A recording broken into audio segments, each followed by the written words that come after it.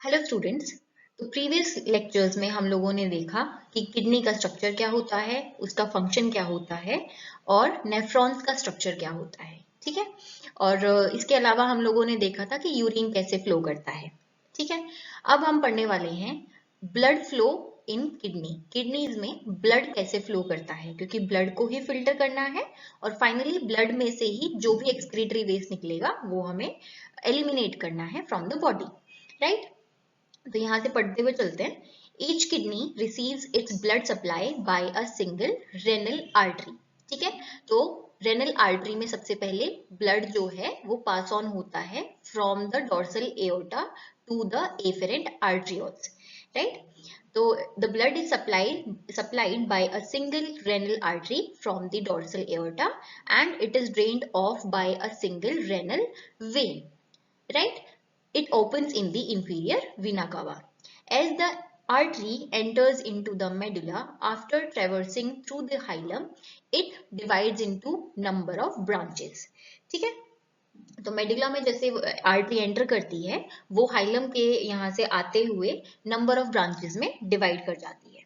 Now these branches enter in the renal cortex. ठीक है। Cortex में पहुंचते हैं ये branches through the columns of Bertini and they सब डिवाइड्स इनटू एफरेंट आर्टरियोल्स। और वो कहाँ किस में डिवाइड हो जाती हैं? Into afferent arterioles. ठीक है। Which forms the glomerular capillaries. ठीक है। फिर फाइनली कहां पर पहुंचता है ब्लड हमारा? ग्लोमेरुलस के अंदर। ठीक है।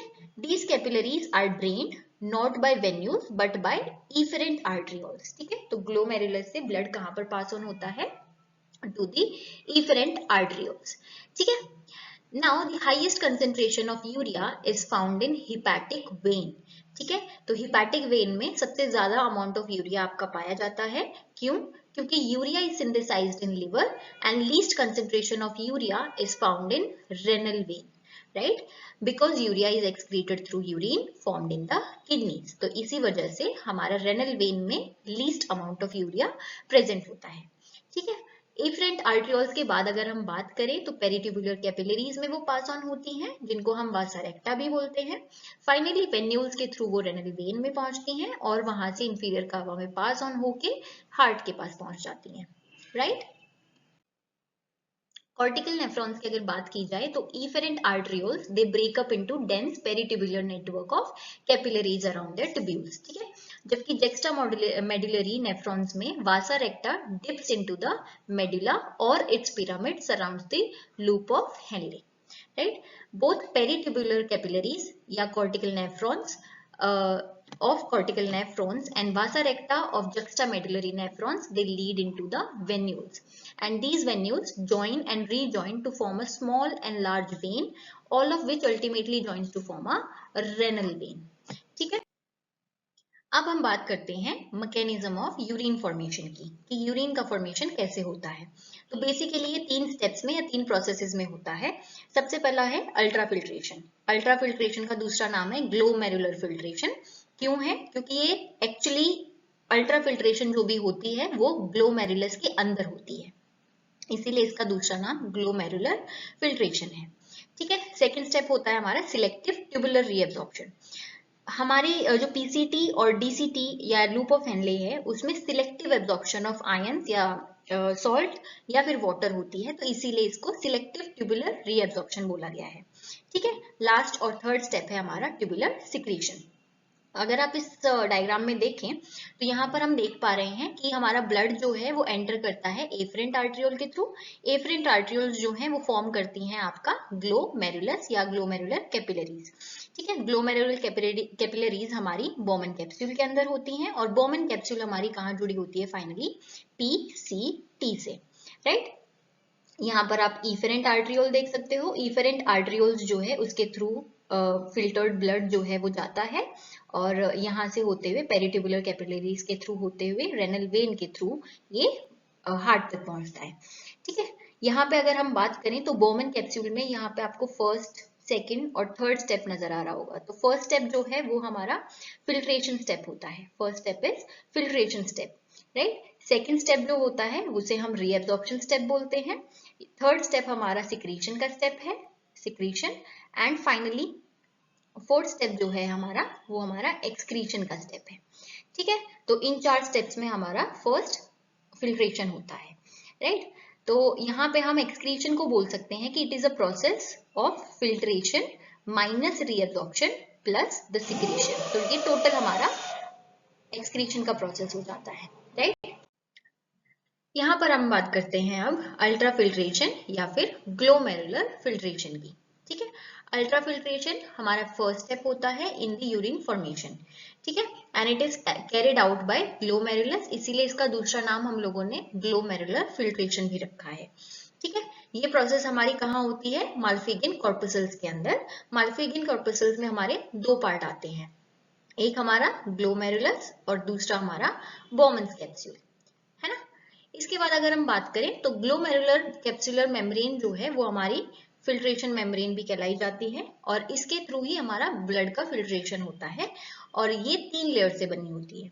सबसे पहले एंडोथीलियम, दूसरी एपिथीलियम और बेसमेंट मेम्ब्रेन। ठीक है, बेसमेंट मेम्ब्रेन जो है एपिथीलियम और एंडोथीलियम के बीच में होती है। एंडोथीलियम हमारी इनर वाली वॉल होती है और एपिथीलियम हमारी आउटर वाली वॉल होती है। ठीक है, तो ये ग्रीन में जो आपको दिख रही है ये आउटर वॉल है और अंदर वाली ये हमारी एंडोथीलियम है। ठीक है, ओके।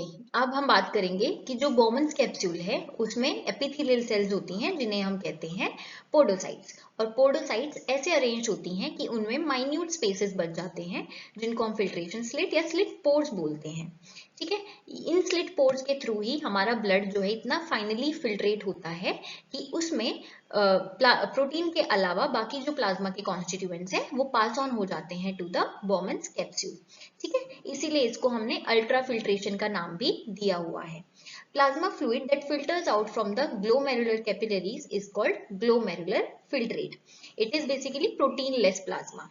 ठीक है, about 20% of the plasma fluid filters out into the Bowman's capsule.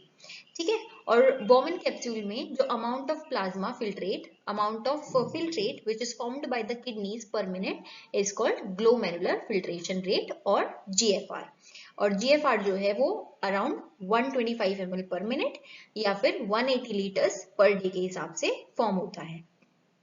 On an average 1100 से 1200 ml ऑफ ब्लड जो है फिल्टर किया जाता है बाय द किडनीज पर मिनट, जिसे हम रेनल ब्लड फ्लो बोलते हैं। और इसमें 20 से 25% of the blood is pumped by each ventricle of the heart in a minute, which is called cardiac output. ठीक है, and from this around 650 ml of the blood plasma constitute होता है। 650 ml of blood plasma is called renal plasma flow. ठीक है, and about 20% of the blood plasma filtered by all nephrons of both the kidneys in a minute is called GFR. ठीक है, इसको ही हम GFR बोल देते हैं। नेक्स्ट हम बात करते हैं फिल्ट्रेशन फ्रैक्शन की। तो फिल्ट्रेशन फ्रैक्शन जो हमारा होता है वो basically GFR divided by RPF होता है। ठीक है, हमने देखा GFR हमारा 125 ml पर मिनट है और RPF 650 ml पर मिनट है। ठीक है, इनका जब हम रेशियो निकालते हैं तो ये आता है 1/5 का रेशियो या फिर 1:5 का रेशियो। ठीक है, the effective filtration pressure that causes ultra filtration is determined by 3 pressure. 3 तरीके के प्रेशर से हम अल्ट्रा फिल्ट्रेशन को डिफाइन कर सकते हैं। सबसे पहला होता है glomerular hydrostatic pressure, second is colloid osmotic pressure of blood and third is capsular hydrostatic pressure. ठीक है, जो पहला है हमारा ग्लोमेरुलर हाइड्रोस्टैटिक प्रेशर जिसको हम GHP भी बोल सकते हैं। ठीक है, GHP is basically the pressure within the glomerular capillaries and it is the driving force that pushes the water and solutes out of the blood and throw them into the Bowman's capsule, which then forms the urine, right? So it is the blood pressure in the glomerular capillaries. It is about 60 to 75 mm of Hg. ठीक है, next हम बात करते हैं colloid osmotic pressure की। तो ये osmotic pressure होता है which is created by the glomerular capillaries due to the plasma proteins. ठीक है, and it is about 30 to 32 mm of Hg। Lastly हम बात करते हैं कैप्सुलर हाइड्रोस्टैटिक प्रेशर की जिसको हम CHP भी बोल सकते हैं। तो it is the pressure caused by the fluid or filtrate that reaches into the Bowman's capsule which resist filtration and it is about 10 to 18 mm of Hg. तो आपको इन चीजों को याद रखना है। हमारा GHP जो होता है वो अराउंड कितना है, 60 to 75 ml, राइट। और अगर हम COP की बात करें, that is colloid osmotic pressure, तो ये हमारा कितना होता है, around 30 to 32 mm of Hg। ठीक है, ये mmHg था।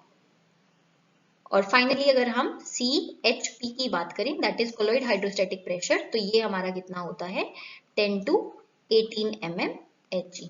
ठीक है, ये डेटा आपको थोड़ा सा याद रखना पड़ेगा, ये थोड़ा काम का है। ठीक है, ओके, तो आज के लिए इतना करते हैं। Thank you.